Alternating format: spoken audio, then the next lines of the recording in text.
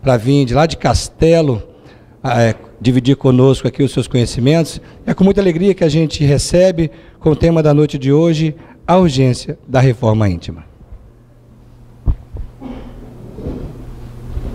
Boa noite, queridos irmãos.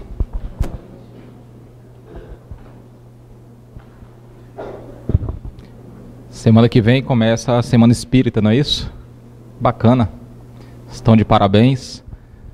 Como sempre, antes do prato principal, vem o quê? O aperitivo, né? Aí eu entendi a minha vinda aqui hoje. A urgência da reforma íntima. Esse é o tema que a gente vai abordar essa noite. Antes de a gente adentrar no âmago da questão, vamos deixar claro o que vem a ser reforma íntima. Nós ainda temos inúmeras más inclinações a serem corrigidas. Não é verdade? Nós precisamos substituir essas imperfeições que ainda trazemos em nosso bojo por virtudes.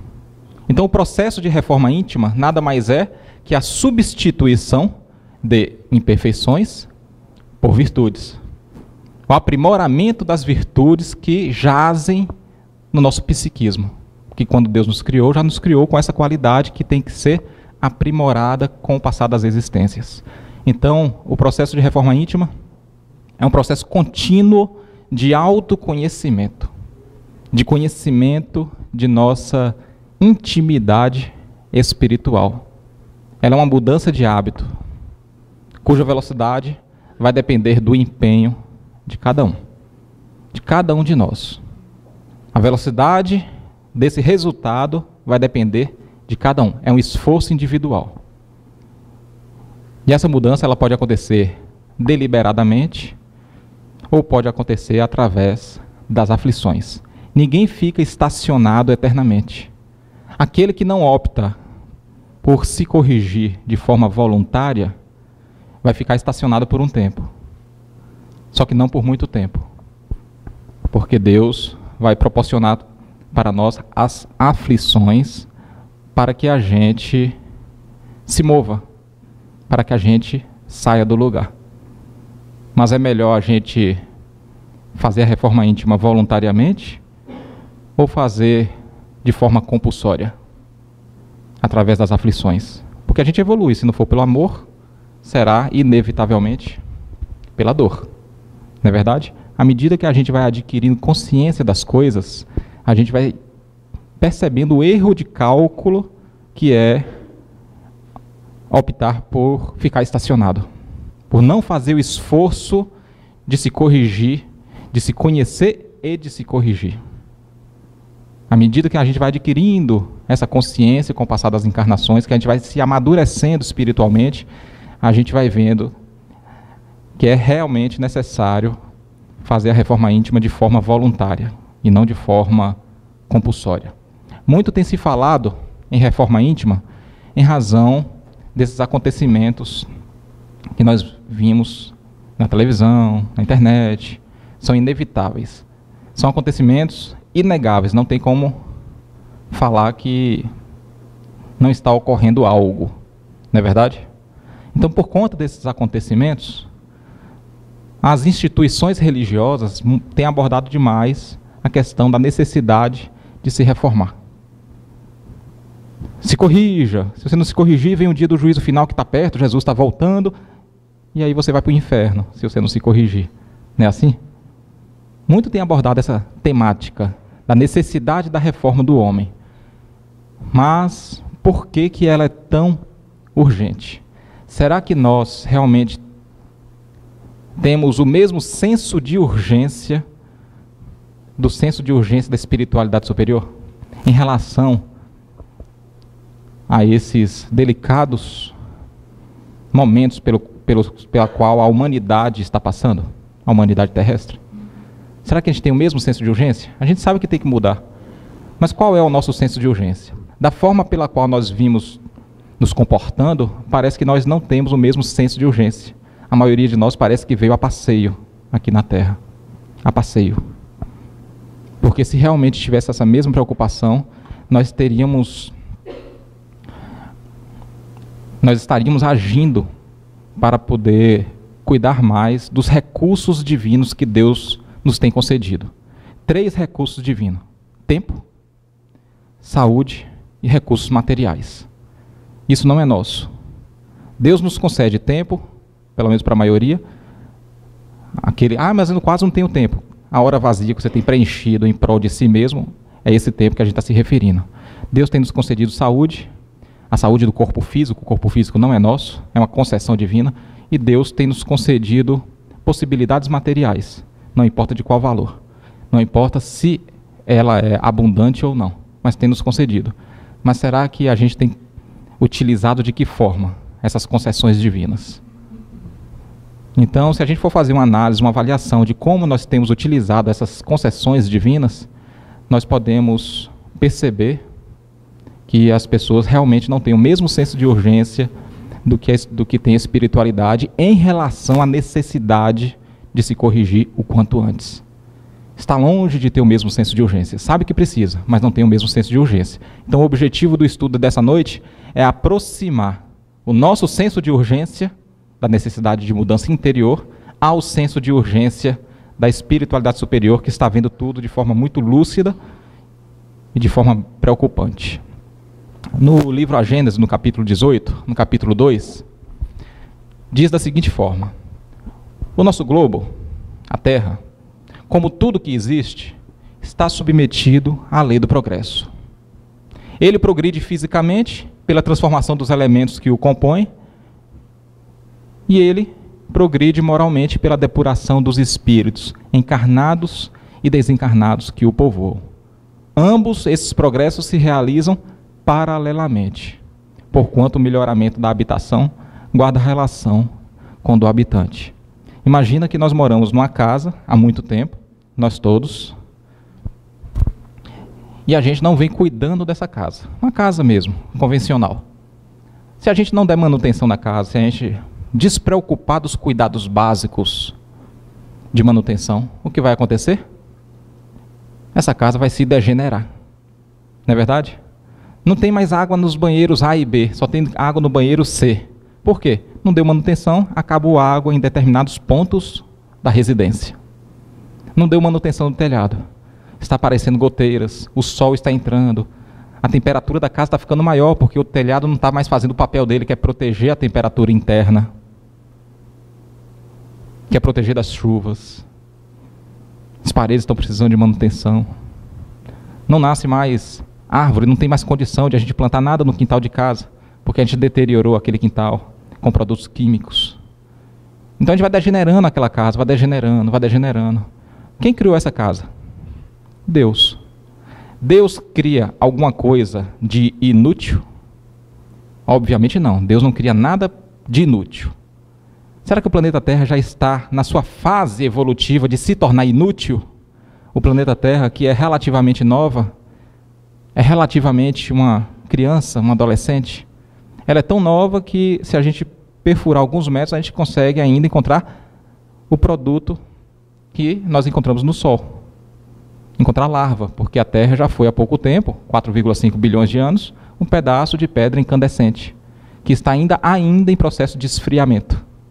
Então ela é relativamente nova em comparação a outros orbes. Então já chegou na hora de ela se tornar inútil? Obviamente não. Então Deus vai deixar que essa casa se acabe? Não. Qual é o mais óbvio que aconteça? A destruição da casa, admitindo que Deus criou algo de inútil? Ou a substituição dos moradores? Porque seria necessário que todos os moradores, ou pelo menos a grande maioria, se corrigisse, mudasse de conduta para a casa se regenerar. Não é verdade?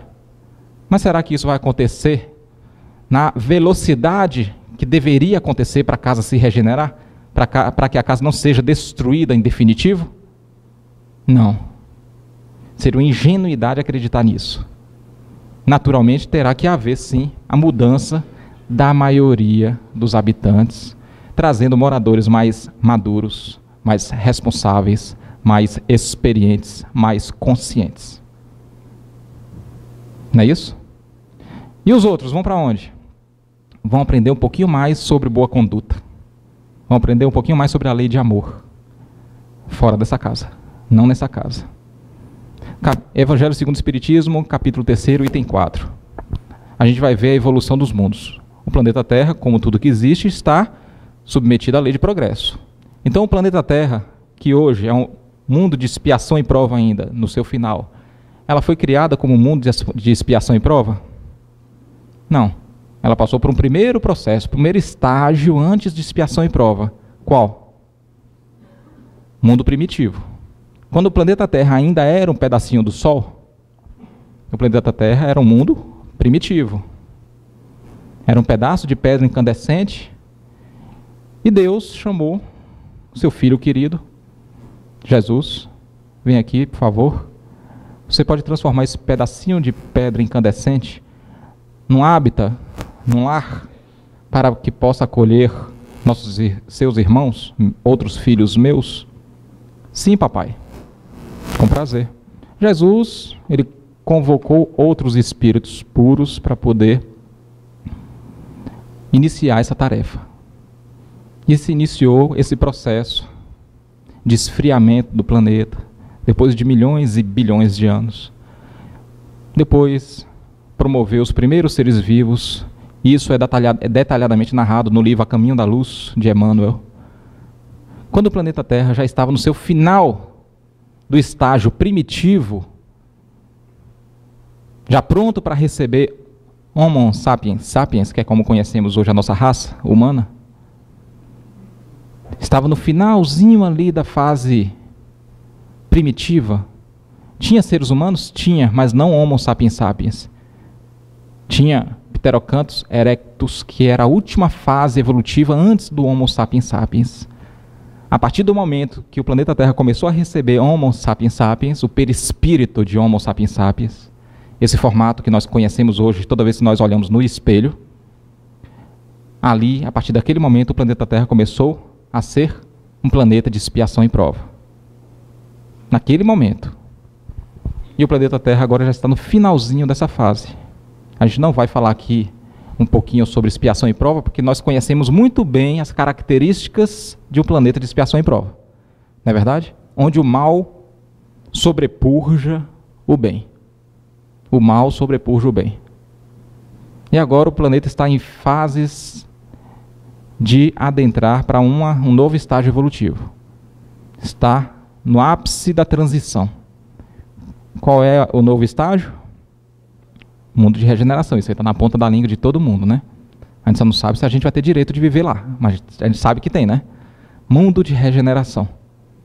No mundo de regeneração, o mal e o bem estarão equilibrados.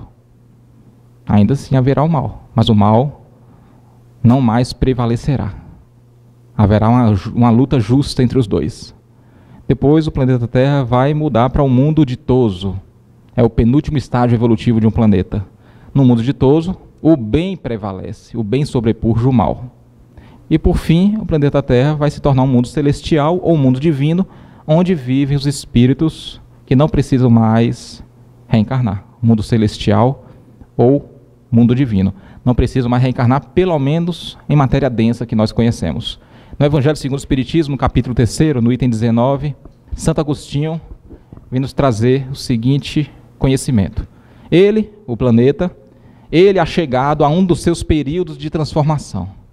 Meados do século XIX, ele nos traz isso, que o planeta Terra já chegou em um de seus períodos de transformação, em que, de orbe expiatório, mudar-se-á em planeta de regeneração, onde os homens serão ditosos porque nele imperará a lei de Deus, onde os homens serão felizes porque irá imperar a lei de Deus. O reino de Deus, aqui Jesus mencionou várias vezes há 2000 anos, é um mundo de regeneração. O nosso reino de Deus é um mundo de regeneração. E muitos, ingenuamente, acreditam que o reino de Deus já é a oportunidade de estar em harmonia com o Pai, como se fosse assim de uma hora para outra, estar em harmonia com Deus. Não. O nosso reino de Deus é um mundo de regeneração. Muitos são os chamados, poucos os escolhidos. Poucos terão dentre nós terão oportunidade de habitá-lo. acerca do mundo de regeneração, no Evangelho segundo o Espiritismo, olha o que Santo Agostinho fala. Comparados à Terra, esses mundos são bastante ditosos, são bastante felizes, e muito dentre vós se alegrariam de habitá-los, pois que eles representam a calma após a tempestade, a convalescença após a moléstia cruel. A gente sofre muito, encarnação após encarnação. A gente contrai dívida, vem na próxima encarnação, paga a dívida. Paga a dívida sempre com a misericórdia de Deus. A gente não teria capacidade de pagar o que a gente deve. Depois a gente reencarna novamente, contrai novas dívidas, depois paga novas dívidas através do sofrimento, através da dor. Agora, a gente chegou num momento de passar por provações, porque a gente ainda é muito imperfeito, mas sem a necessidade das expiações. Como nós ainda somos espíritos assaz devedores, nós temos que aproveitar cada segundo dessa atual encarnação nossa para poder trabalhar no bem e quitar com amor o que a gente deve, para ter a oportunidade de viver num mundo de regeneração, onde a gente não vai precisar passar por expiações. Mas se a gente desencarnar com débitos, ainda precisando expiar alguma falta do passado, naturalmente a gente não vai expiar aqui na Terra. O amor cobra a multidão de pecados. A gente tem a oportunidade, com esse ensinamento de Jesus, de quitar a nossa dívida do passado e habitar um mundo de regeneração, ou seja, adentrar o reino de Deus que Jesus prometeu. Ainda há tempo, desde que a gente saiba aproveitar cada segundo da nossa atual existência. Santo Agostinho continua: mas nesses mundos ainda falível é o homem. Mesmo aquele que tiver condições de adentrar, tiver permissão de adentrar, ainda falível é o homem. E o espírito do mal não ha perdido completamente o seu império. Não avançar é recuar. E se o homem não se houver firmado bastante na senda do bem, no caminho do bem, pode recair nos mundos de expiação e prova, onde então novas e mais terríveis provas o aguardam. Aquele que adentrar o mundo de regeneração e tiver uma recaída e praticar o mal, ele será conduzido ao mundo de expiação, onde novas e mais terríveis provas o aguardam. Todos nós aqui lembramos do festim de bodas, da parábola de festim de bodas narrada por Jesus há 2000 anos. E Jesus finaliza que quem não tiver adequadamente vestido para a parábola será expulso da festa, e lá, do lado de fora, vai ouvir choros e ranger de dentes. Jesus estava se referindo exatamente, o festim de bodas é o mundo de regeneração, é o reino de Deus. Para o nosso estágio evolutivo, o nosso reino de Deus já é o mundo de regeneração. Mas por que chegou o momento dessa transição? O que indica que chegou o momento, que é agora? Por que Bezerra de Menezes tem falado tanto que essa é a reencarnação mais importante nossa? Na Gênesis, no capítulo 18, item 5, diz assim: a humanidade tem realizado, até o presente, incontestáveis progressos. Isso no século XIX ainda. Os homens, com a sua inteligência, chegaram a resultados que jamais haviam alcançado, sob o ponto de vista da ciência, das artes e do bem-estar em geral. Resta-lhes ainda um imenso progresso a realizar, o de fazerem que entre si reinem a caridade, a fraternidade, a solidariedade, que lhe assegurem o bem-estar moral. O homem já chegou no estágio evolutivo intelectual, só que o estágio evolutivo moral não acompanhou na mesma velocidade. Então o homem vai fazer o quê? Com o resultado do seu intelecto, com o resultado das suas criações. Converter em benefício próprio. Isso é preocupante? As nações irão converter as suas criações em benefício próprio, agindo com egoísmo. E aí não tem como evitar as guerras entre nações. Então a asa da intelectualidade, a asa da sabedoria desenvolveu-se no ser humano mais rapidamente do que a asa da moralidade. E isso é natural, apesar de preocupante. Então, quando isso acontece, quando chega no ápice dessa diferença de crescimento entre o intelecto e a moralidade, tem que haver um momento de transição. Tem que haver um momento de transição. E ele continua: tal período em que doravante vão entrar e que marcará uma das fases principais da vida da humanidade. É um momento de transição. Nós estamos vivendo a segunda grande transição do planeta Terra. O primeiro foi de primitivo para expiação e prova. O segundo de expiação e prova para regeneração. Nós estamos aqui na qualidade de encarnados vivendo isso. Por isso que Bezerra fala, essa é a reencarnação mais importante de vocês. Essa fase que neste momento se elabora é o complemento indispensável do estado precedente, como o da idade viril o é da juventude. Ela podia, pois, ser prevista e predita de antemão, e é por isso que se diz que são chegados os tempos determinados por Deus. Um adolescente, quando está entrando para a fase adulta, mesmo que a gente não pegue a identidade dele para poder ver a sua idade, é fácil de a gente identificar quem é o adolescente que está entrando para a fase adulta, através das espinhas no rosto, através da mudança de voz, através da mudança de comportamento. A gente também consegue observar isso. A espiritualidade superior também consegue observar isso através do comportamento da humanidade. Através do comportamento da humanidade. Então isso é característico de uma fase de transição de expiação e prova para a fase de regeneração. Todas aquelas predições que estão na Bíblia estão acontecendo. A gente recebeu informações da espiritualidade de que no final de mundo de expiação e prova é natural que companheiros que vivem há muito tempo nas mais profundas comunidades umbralinas vai ter um ultimato, uma chance de reencarnar para tentar reparar os seus erros. Imagina a porteira das zonas mais tenebrosas do umbral se abrindo para a reencarnação. O que vai acontecer? Mudança de comportamento na cultura, na música, a agressividade vai ficar mais atenuada, os crimes gratuitos vão acontecer com mais frequência, como a gente tem visto. Isso tudo é natural, por misericórdia de Deus, uma oportunidade que Deus deu. Cristiano, mas por que eu, que não vim da zona umbralina, muitos acreditam assim, né? Não vim da zona umbralina, do umbral, tenho que conviver com esses que vieram, que cometem atrocidades? Porque a gente ainda não aprendeu a compreender e perdoar, a gente não aprendeu a ser indulgente. Quando a gente vê uma atrocidade, o que a gente faz? A gente condena, a gente veste a toga de juiz, tem que morrer na cadeia, tem que morrer na cadeira elétrica. Não é assim que a gente fala? Uma criança estuprou e matou uma criança, um cidadão estuprou e matou uma criança. Tem que morrer, como se morrer fosse uma pena ruim, né? Tem que morrer, tem que sofrer. A gente ainda não aprendeu a compreender e a olhar com os olhos do espírito imortal. Por isso que nós estamos também junto e misturado, para poder a gente aprender a ser mais misericordioso.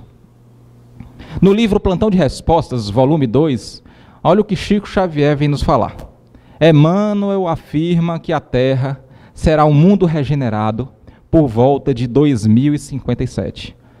Quem me conhece, quem conhece as minhas palestras, sabe que eu não sou de ficar falando datas, salvo em caso de espíritos superiores, o que é o caso de Emmanuel. Emmanuel afirma que a Terra será um mundo regenerado por volta de 2057. No livro Os Atitudes de Amor, Bezerra de Menezes nos esclarece que para o Espiritismo ser implantado na Terra, houve um planejamento na espiritualidade e que a implementação teve uma delimitação de 3 períodos distintos de 70 anos. Houve uma organização na espiritualidade para a implementação da doutrina espírita aqui na Terra. O primeiro período do lançamento de O Livro dos Espíritos, 1857 a 1927. Primeiro período foi para quê? Primeiro período de implementação da doutrina espírita no planeta Terra foi para quê? Qual a finalidade? Ferir os sentidos das pessoas através dos fenômenos físicos. A gente precisaria chamar a atenção da população para dizer, aqui está acontecendo alguma coisa, ó. Chegou um grande momento. Então assim aconteceu, por obra da espiritualidade, os fenômenos físicos. Nesse período de 70 anos foi o período que mais aconteceu o fenômeno físico para poder ferir os sentidos das pessoas e chamar atenção em relação a esse acontecimento. O segundo período, 1928 a 1997. Coincidência ou não, como coincidência não existe, 1928, Chico Xavier começou a psicografar. 1928, Chico Xavier começou a psicografar. Qual a finalidade desse segundo período de implementação da doutrina espírita no planeta Terra? Duas finalidades. Revelar aquilo que não pôde antes ser revelado por falta de maturidade espiritual da população. E relembrar os ensinamentos de Jesus que haviam sido esquecidos. A doutrina espírita teve esse importante papel, principalmente a partir das psicografias de Chico. Então, através da vivência do comportamento daquele homem, a doutrina espírita, ele tem relembrado e revelado coisas para a gente. Relembrado os acontecimentos e os ensinamentos de Jesus e revelado o que a ciência ainda mais tarde haveria de comprovar. O terceiro e último período, 1998 a 2067, estamos vivendo o terceiro período de implementação da doutrina espírita aqui na Terra. Aquele 2057 de Emmanuel bate com 2067 de Bezerra. Está dentro. Está dentro. E qual é o papel desse último período? Esse último período, diz Bezerra de Menezes, que é o período das atitudes. Ou seja, é o momento de praticarmos o que até agora nós temos aprendido com o Espiritismo. Ah, mas eu ainda estou estudando. Está atrasado. Está atrasado. Estude. Corra atrás do prejuízo, mas está atrasado. A gente agora tem que se preocupar em quê? Colocar em prática. A gente está vivendo um momento de transição. A gente não sabe se a gente vai ter o merecimento de ficar no mundo de regeneração. Então, esse terceiro período, para a gente colocar em prática urgentemente o que a gente deveria ter aprendido no segundo período, que foi até 1997. Então, se a gente ainda está estudando e não está colocando em prática, nós estamos atrasados. A gente tem que se preocupar com isso o quanto antes. Deus queira que isso não fique aqui só nesse salão. Deus queira que amanhã a gente já acorde com essa preocupação. Porque muitos vêm aos estudos, saem e poucos se impactuam com o que foi estudado. Parece que nada aconteceu. Parece que só foi bater o ponto na casa espírita. Esperamos de fato, a espiritualidade acredita que espera também, que hoje não seja apenas um dia a mais. Só o planeta Terra é que está passando por essa transição? Será que outros orbes estão passando? Sim ou não? Com certeza, todos eles. Todos os orbes estão passando por essa transição. Vamos compreender. Na Gênesis, capítulo 18, item 6. Kardec diz assim: nestes tempos, porém, não se trata de uma mudança parcial. Não é uma mudança parcial.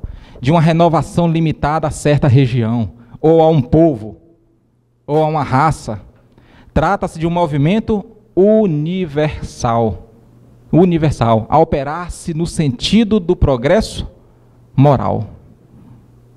Olha o que São Luís vem falar na última questão de O Livro dos Espíritos, questão 1019. Essa transformação se verificará por meio da encarnação de espíritos melhores. Da encarnação de espíritos melhores, que constituirão na Terra uma geração nova. A gente tem uma confirmação que não deixa nenhuma dúvida. Essa transformação se verificará por meio da encarnação de espíritos melhores, que constituirão na Terra uma geração nova. Lembra daquela história da casa, que precisava urgentemente ser regenerada, e não daria tempo de as pessoas mudarem drasticamente de conduta, para que a casa fosse regenerada a tempo? É disso que a gente estava falando. Maria Modesto Cravo, no seu livro Reforma Íntima sem Martírio, olha o que ela vem nos falar. Uma geração nova regressa às fileiras carnais da humanidade para arejar o panorama de todas as expressões segmentares do orbe, interligando-as e projetando-as a ampliados patamares de utilidade. É tempo de renovar. Do síndico de um prédio ao presidente de uma nação, todos entoarão o mesmo hino de paz e harmonia. Todos os projetos que beneficiem meio ambiente, que beneficiem o mais fragilizado, serão aprovados. Ah, Cristiano, mas a questão da economia, esses espíritos que se preocuparão mais com os mais fragilizados, que se preocuparão mais com o meio ambiente, são espíritos que já vivenciaram esse tipo de situação em outros orbes e vai trazer soluções também para a economia. Nada vai ficar sem ser resolvido. A corrupção vai ser resolvida, a educação vai ser resolvida, problemas na saúde. Tudo será resolvido aqui na Terra. Independente da nossa opinião pessoal, independente do pessimismo ou ceticismo de cada um. Tudo será resolvido de forma natural. É um acontecimento natural. Joana de Ângeles, no livro Momentos de Harmonia, olha o que ela vem dizer para a gente. Dá-se nesse momento a renovação do planeta, graças à qualidade dos espíritos que começam a habitá-lo, enriquecidos de títulos de enobrecimento e de interesse fraternal. A qualidade desses irmãozinhos que estão chegando para poder ajudar na regeneração do planeta, que nós degeneramos, eles são enriquecidos de títulos de enobrecimento e de interesse fraternal. Já está no psiquismo. O espírito ele não retrograda, segundo o livro dos espíritos. Esses irmãozinhos não têm como falhar na missão de regenerar o planeta. São irmãos mais experientes. Irmãos mais experientes. É como se a gente estivesse saindo agora da 4ª série e estivesse chegando irmãos da 8ª série, para poder corrigir o que a gente danificou. E dos atuais habitantes do nosso planeta Terra, quem poderá ficar? Porque já está batendo desespero, né? A gente só está falando das pessoas que vão vir, das pessoas que vão vir, eu quero saber quem é que vai ficar. Não é verdade? De nós, quem poderá ficar? Jesus, acho que ele respondeu isso há 2000 anos. Não respondeu? Bem-aventurados aflitos, pois serão consolados. Logo em seguida, o que ele falou? Bem-aventurados mansos, que na realidade foi um erro do amigo de Mateus, que escreveu para o grego koiné. Na realidade, Jesus falou, bem-aventurados resignados. Um dia, se tiver a oportunidade, eu vou trazer esse estudo aqui, onde vai falar sobre os erros de tradução e interpretação da Bíblia. Bem-aventurados os resignados, foi isso que saiu da boca de Jesus. Pois que herdarão a terra. Quem é que vai herdar a terra? Os resignados. Aqueles que não ficam reclamando dos próprios problemas, que aceitam os próprios problemas sem reclamar, mas sem se acomodar. Tive fome e tu me deste de comer. Tive frio, tu me deste de cobrir. Jesus falou há 2000 anos. E muitos são os chamados. Poucos escolhidos. Por quê? Porque Jesus conhecia a maturidade espiritual dos seus tutelados. Ele sabia que muitos seriam convidados para se reformar, para se corrigir, mas poucos levariam a sério. É como se a gente chegasse, um coordenador chegasse na hora do recreio, crianças, a aula vai começar. 5 alunos foram para a sala, a maioria ficou no pátio do recreio, brincando. Mais ou menos essa comparação. E aí Jesus, sabendo dessa maturidade e imaturidade espiritual dos seus tutelados, falou, muitos serão os chamados, mas poucos serão os escolhidos. Gênesis, novamente, capítulo 28, item 27. Havendo chegado o tempo, que é esse momento que a gente está vivendo hoje, havendo chegado o tempo, grande emigração se verifica. O que é emigração? Se imigração é o que chega de fora para dentro, emigração é o que sai de dentro para fora. Havendo chegado o tempo, grande emigração, grande evasão, se verifica dos que a habitam. 2 pontos. Há dos que praticam mal pelo mal, ainda não tocados pelo sentimento do bem, os quais, já não sendo dignos do planeta transformado, serão excluídos. Aqui ele nem deu uma disfarçada para poder colocar um adjetivo, um sinônimo de excluídos. Serão excluídos do planeta. Deletados, irão para algum lugar, né? Sabe por quê? Se a gente frequenta a 4ª série e a escola não vai ter mais essa sala de aula, não vai ter mais a 4ª série, a gente vai ter que continuar frequentando a 4ª série, porque a gente é aluno repetente, a gente não aprendeu a lição. Quem não aprende a lição tem que repetir de ano. Se o planeta Terra não vai ter mais a 4ª série, a gente vai ter que ir para um outro planeta que tem a 4ª série. Não é assim? Então a maioria de nós, infelizmente, será excluído, será exilado. No livro No Final da Última Hora, do Espírito Lúcius, psicografado por André Luiz Ruiz, no livro Transição Planetária, de Manuel Filomeno de Miranda, psicografado por Divaldo Pereira Franco, traz o que realmente está acontecendo desde aquele tsunami de 2004, que ali foi um processo para acelerar essa emigração. Espíritos calcetas, espíritos endurecidos, que já iniciaram o processo de viagem, de exílio. Então, se a gente for pegar lá na Bíblia, o inferno, por exemplo, ou a perda do paraíso. Aqui é um paraíso, tem ar-condicionado, tem internet, televisão. Eles estão perdendo o paraíso. Então, quando a gente fala isso, parece que a gente não vai, né? A gente já se auto-exclui. Claro, eu já sou santo, né? Eu sei que eu vou ser exilado, não tem jeito não. Perderemos o paraíso. Para onde é que eu vou? Um planeta de expiação e prova, só que no seu início, sem internet, sem ar-condicionado, sem tecnologia. Aquele planeta que está acabando de deixar de ser primitivo. A gente vai estar levando o perispírito de Homo sapiens sapiens. Naquele planeta que estamos indo, ainda habita Pterocanthus erectus. Nós seremos o que lá? O inventor da roda. Nós vamos descobrir o fogo. Nós vamos ensinar como fazer casas. Nós vamos ensinar como fazer armas. Nós vamos ensinar como fazer objetos, ferramentas, móveis, eletrodomésticos, futuramente. E o planeta Terra, que já tem hoje 7,3 bilhões de pessoas, vai ficar com menos pessoas? Não. Quem é que vai ocupar o lugar? Os anjos caídos.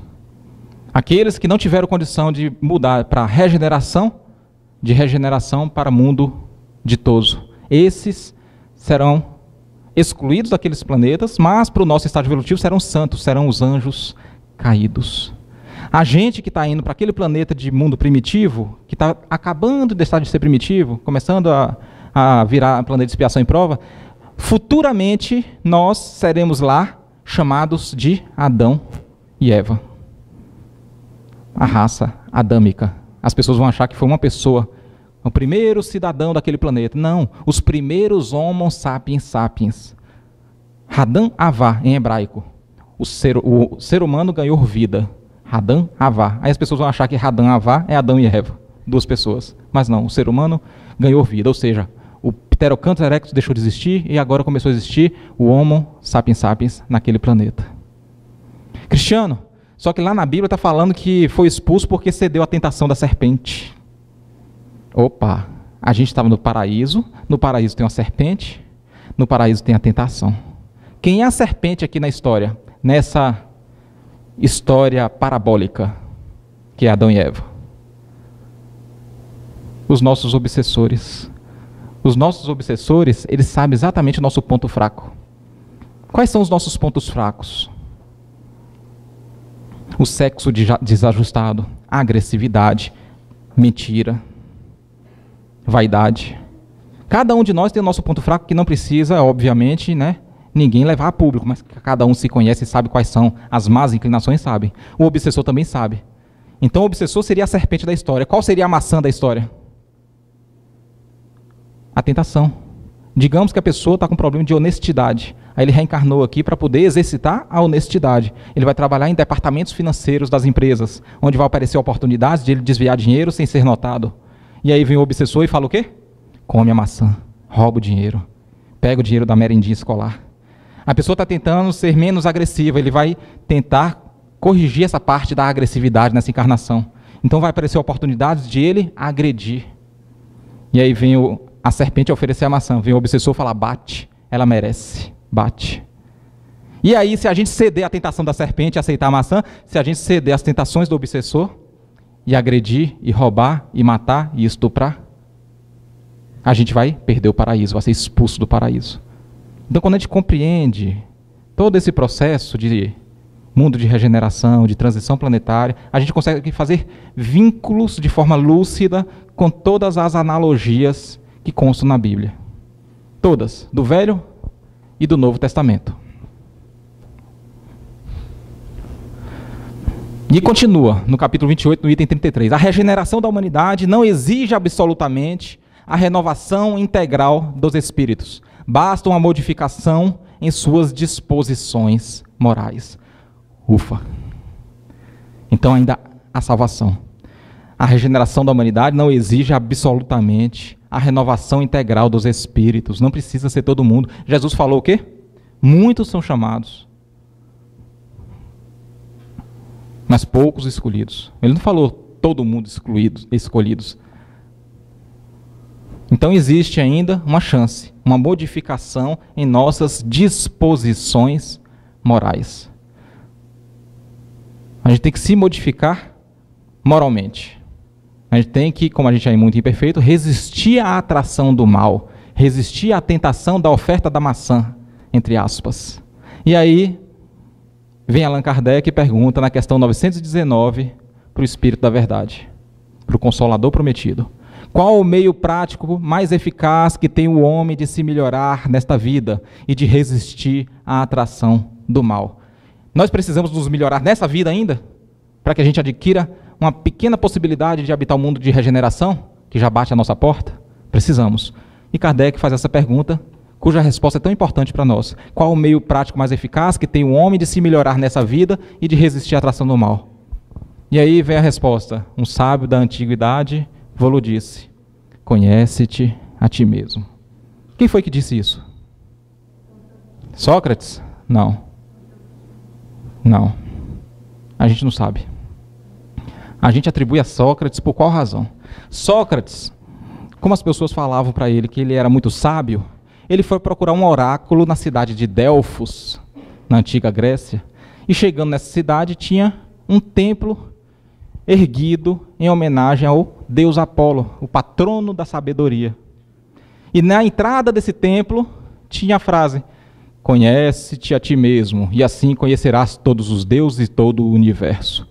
E Sócrates registrou essa frase, que ficou conhecido só um trecho dela, e as pessoas erroneamente atribuem a Sócrates. Mas é um sábio da antiguidade que nós realmente não conhecemos.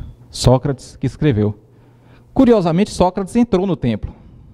Sócrates entrou no templo para poder perguntar para o oráculo se ele realmente era sábio. Ele entrou, o oráculo perguntou o que ele queria, ele falou o que queria. Eu quero saber se realmente eu sou sábio, como as pessoas dizem. E o oráculo perguntou: o que você sabe? E o que o Sócrates respondeu: eu só sei que nada sei. E o que o oráculo respondeu de volta? Então tu és dentre os homens o mais sábio de todos os sábios, pois você é o único que sabe que nada sabe. Por quê? Estava ensinando humildade. Sócrates, através dessa passagem, nos deixou uma lição de humildade. Para a gente aprender mais alguma coisa, é preciso antes reconhecer que não sabemos nada. Não é verdade? Quem acha que já sabe tudo, está pouco propenso a aprender alguma coisa. E, consequentemente, pouco propenso a se reformar. Porque a gente não tem como fazer reforma se a gente não reconhecer que nós somos muito, muito imperfeitos. Se eu achar que eu não sou imperfeito, para que eu vou me reformar? Então essa é uma lição de humildade. No Livro dos Espíritos, na questão de 919A, Kardec fala assim: nós conhecemos toda a sabedoria dessa máxima, porém a dificuldade está precisamente em cada um conhecer a si mesmo. É isso que é difícil. Qual o meio de consegui-lo? E aí vem Santo Agostinho e faz aquela orientação grande que a gente só pegou a essência, o principal. Fazei o que eu fazia quando vivi na terra. Ao fim de cada dia, interrogava a minha própria consciência. Ao fim de cada dia. Não é só no ano novo, não, tá? Na hora de pular as ondinhas. É ao fim de cada dia. Passava a revista ao que fizera e perguntava a mim mesmo se não faltara algum dever. Se não faltara algum dever. Se ninguém tivera motivo para de mim se queixar. Foi assim que cheguei a me conhecer e a ver o que em mim precisava de reforma. Se a gente conseguisse fazer isso antes da novela, quem está assistindo a novela depois dorme. A gente não consegue nem fazer a prece final. Né? E dormir sem fazer a prece. Antes, no Jornal Nacional, assiste, faz esse rememoramento do que a gente fez durante o dia e do que a gente fez de certo, do que a gente fez de errado, quem que a gente magoou, quem que a gente ainda tem pendências a ser corrigida. Depois faz a prece. Depois vê a novela. Senão a gente dorme. Para a gente finalizar, a gente vai falar aqui um pouquinho de um processo que a gente pode seguir, porque a gente ainda precisa de seguir processos. A gente precisa de alguma ferramenta que facilite a execução de procedimentos. Eu preciso fazer minha reforma íntima, mas eu não sei nem onde eu me encontro. Eu não sei nem onde eu me encontro no estágio desse processo. Se eu estou lá atrás, se eu estou no meio, se eu estou no fim. Então, no livro O Monge e o Executivo, de James Hunter, eu, na qualidade de consultor de empresa, indico muito esse livro para as empresas, para ser lido. Eu lembrei que o James Hunter colocou um processo interessante que a gente pode seguir nesse processo de reforma íntima nosso. A primeira fase do processo, são 4 fases, são 4 estágios. A primeira fase, ele fala que é a fase inconsciente e sem habilidade. São aquelas pessoas que, por exemplo, agridem e nem se dão conta do tamanho da sua falta. As pessoas que mentem por vício e não se dão conta do tão ridículo que é mentir. As pessoas que roubam com muita facilidade e não se arrependem nem um pouquinho disso. Ou seja, inconsciente e sem habilidade. Ele não tem habilidade nenhuma e está totalmente inconsciente. É como se a minha filha, de 5 anos, por exemplo, saísse do banheiro e esquecesse a luz ligada. Um exemplo. E aquilo para ela, pouco importa, não é ela que paga a conta de luz, né? Então aquilo nem feriu a consciência dela. Nem feriu. E ela continua deixando a luz ligada. Inconsciente e sem habilidade. Aí a gente vai começar o processo de reforma íntima, só que quem vai começar aquele processo? Deus. Colocando o quê? Dor, aflição. A gente vai começar a passar por aflições para a gente acordar, para a gente despertar. Opa, tem alguma coisa errada, a gente não pode ficar estacionado a vida toda. E aí acontece alguma coisa na vida da gente, que a gente vai se deparar com a doutrina espírita, com a igreja evangélica, com a igreja católica, seja qual religião for, que vai fazer a gente repensar as nossas atitudes. Repensar as nossas atitudes. Ele vai continuar fazendo errado? Vai, por força do hábito. Por quantas encarnações? Por muitas ainda. Por força do hábito. Só que agora isso vai ferir a consciência. Eu vou continuar roubando? Vou. Mas agora eu estou me incomodando com aquilo. Eu estou refletindo no mal que eu fiz. Eu vou continuar mentindo? Vou. Só que isso está me incomodando. Eu ainda não tenho força para fazer diferente. Eu não tenho capacidade para fazer diferente. Por quê? Para eu poder fazer diferente, eu tenho que repetir um determinado ato até aquilo virar hábito. Isso não aconteceu ainda, com inúmeros pontos que eu preciso corrigir em meu psiquismo.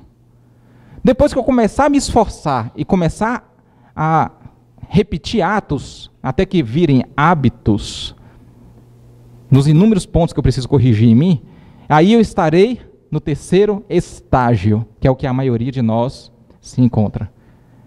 Consciente e habilidoso. Ou seja, eu sei que eu tenho que apagar a luz do banheiro, só que eu preciso amarrar um laço no meu dedo para lembrar disso. Eu sei que eu não posso agredir a minha esposa nem verbalmente, mas eu tenho que me controlar para que isso aconteça. Eu sei que eu não posso roubar, desviar aquele dinheiro que não me pertence, mas ainda eu não faço isso de forma natural e confortável. Não é da minha natureza ainda, mas eu já estou conseguindo me controlar. Eu sei que eu não posso furar o sinal vermelho, mas estou conseguindo me controlar lá no sinal, não vou furar. Dentre tantas diversas oportunidades que nós temos de fazer o certo e nós não fazemos. Quando a gente consegue fazer o certo, mas ainda não é natural, a gente precisa lembrar, aquilo ainda nos incomoda. Poxa, R$500 hoje eu devolvi para o dono, eu podia ter ficado para mim. Aquilo ainda fica na consciência, poxa, isso ia resolver tanto problema meu. Não é natural. A gente não consegue chegar num mendigo na rua, naturalmente, pegar, dar aquele abraço gostoso, levar para casa, dar um banho, dar um prato de comida. A gente se contenta em chegar em casa e fazer uma prece por aquele mendigo. Pronto, estou com minha consciência tranquila, ajudei ele, fiz uma prece em favor dele. Quando a gente consegue, através desse exercício de inúmeras existências, superar aquilo que não é natural em nós, que passa a ser natural, eu já não agrido mais a minha esposa, mas de forma muito natural. Eu já não fico mais tentado com um pacotinho de dinheiro. Isso é natural. Lembra daquele caso, eu não lembro o nome dos personagens do caso, mas que tinha um corredor queniano que achou que já tinha chegado na linha de chegada, na Olimpíada, E o norueguês que vinha atrás, espanhol, obrigado, tem um menino que tem memória melhor que a minha, o espanhol que vinha atrás, ele parou a velocidade, ele percebeu que o queniano tinha parado a velocidade, chegou assim no ombro dele, continua, não chegou não. O espanhol podia ter passado, aproveitado, né? Se fosse brasileiro, hein? O espanhol podia ter aproveitado, mas não. Ele foi, é ali, ó, e foi empurrando, que o queniano não estava entendendo nada. Foi empurrando, o queniano chegou em primeiro, o espanhol em segundo, porque é o que aconteceria naturalmente, se ele não tivesse se confundido. Quando ele foi chamado para fazer entrevistas, o espanhol, o entrevistador perguntou para ele, mas por que você fez isso? Por que você agiu assim? Aí ele perguntou, fez o quê? Ele não entendeu, fez o quê? Porque para ele era natural. Para ele era muito natural. Para ele já estava no psiquismo, ele nunca nem pensou, passou na cabeça a possibilidade de ganhar alguma coisa com aquela situação. Então, naquele aspecto, o espanhol já estava na quarta. Qual é a quarta? Qual é o quarto estágio? Inconsciente, só que agora, habilidoso. Eu já apago a luz do banheiro, de vez em quando até volto para ver se realmente apaguei, de tão automático que está. Inconsciente por quê? Porque eu já consigo praticar o bem sem esforço nenhum. Eu já consigo fazer o correto sem nenhum esforço. Isso aí vale para cada imperfeição e não para todos. Por exemplo, eu consigo agir naturalmente, não agredir as pessoas quando contrariado, isso é muito raro, mas eu consigo fazer isso de forma natural, porque eu adquiri a paciência, a tolerância com o passar das encarnações. Só que ainda não é natural outros defeitos meus. Outros defeitos meus eu estou ainda no segundo, no terceiro estágio. Outros já estou no quarto. Outros eu ainda estou no primeiro, porque eu erro e nem percebo que errei. Aquilo para mim ainda é comum cometer aquele tipo de falha. Então a gente entendendo esse processo do primeiro, do segundo, do terceiro e do quarto estágio, fica fácil a gente... Fácil não, né? Porque é piada.